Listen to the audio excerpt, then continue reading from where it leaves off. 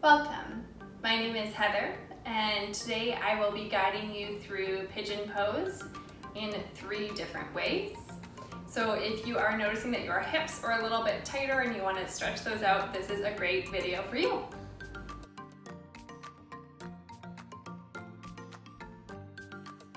Alright, getting started here with our reclined pigeon pose. I would say this one is the most friendly if you notice your hips are really tight. There's a lot more room for variation kind of within this posture, so this is a great one to start with. If you're taking a reclined pigeon pose, you're going to start by getting down onto your back. Whatever leg you're starting with, you're going to flex the foot, take the ankle and cross it just above the knee, creating a figure 4-like shape, and then a really nice strongly flexed foot on that leg that's crossed into the figure 4. You're welcome to stay right here in our reclined pigeon pose if you're getting a strong enough of a hip stretch. You could gently kind of push the knee towards the front of the room and just using your muscle to do that rather than the hand.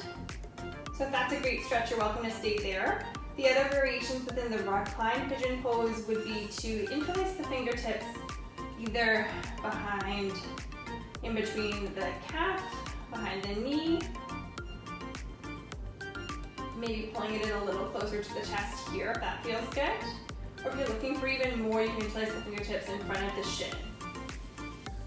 This will draw the opposite leg in closer towards the abdomen, towards the chest, and that'll intensify the stretch into the hip.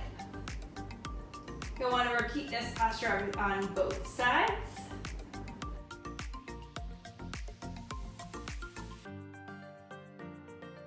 In our second variation of pigeon pose, we'll be doing a more traditional single leg pigeon pose.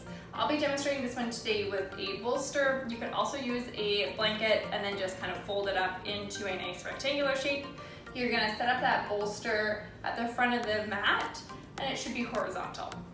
From there, I like to come into pigeon pose from a downward facing dog. So I'm going to put the palms in front of my bolster with a little bit of space between the bolster and my wrists. Fingertips are spread nice and wide. My wrist should be slightly in front of where my shoulders are. Then I'll take my toes, tuck them underneath, lift the knees, send my hips high, find my way in my downward facing dog. And then whatever leg you're starting with, you'll inhale, reach up towards the ceiling. Exhale, take that knee towards the same wrist, flex through the foot, and then taking the shin in front of the bolster, resting the hips down onto the bolster. So this provides a lot of lifted support here.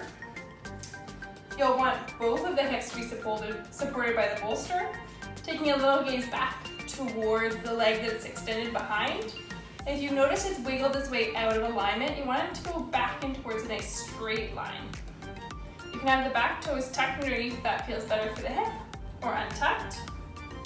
And then keeping that front foot nice and flexed, the same that we did in our reclined pigeon pose. And in this variation, you're welcome to stay nice and tall here, rested onto the bolster, or you might choose to come down onto elbows, or if you have a block that you would like to rest your forehead on, come down here into a sleeping pigeon. So this is our more traditional variation of our pigeon pose. You can stay here from maybe that 30 seconds to a minute mark, or get really comfortable and use more props.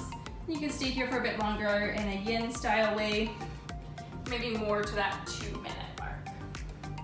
So that is our traditional pigeon pose.